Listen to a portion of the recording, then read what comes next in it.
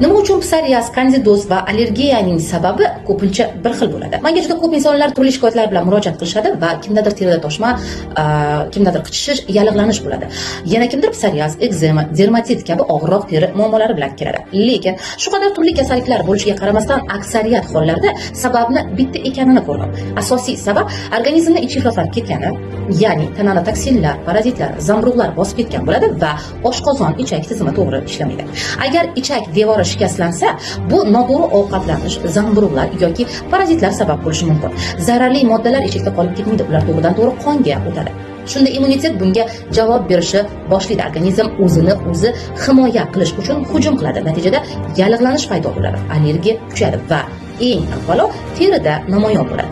Dori tabletkalar odatda vaqtinchagina faqat yengillik beradi, xolos.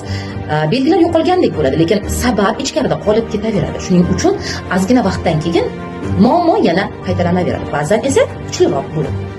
Haqiqiy sog'ayish ichkaridan boshlanadi.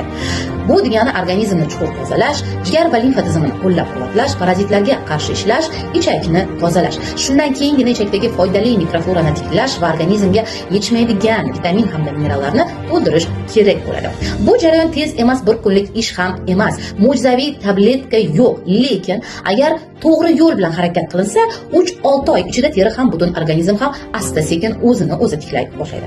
Nima qilish kerak va qayerdan boshlash kerakligini bilishni xohlasangiz, profildagi havola orqali Telegram kanalimga obuna bo'ling yoki izohlarda sog'lik deb yozing.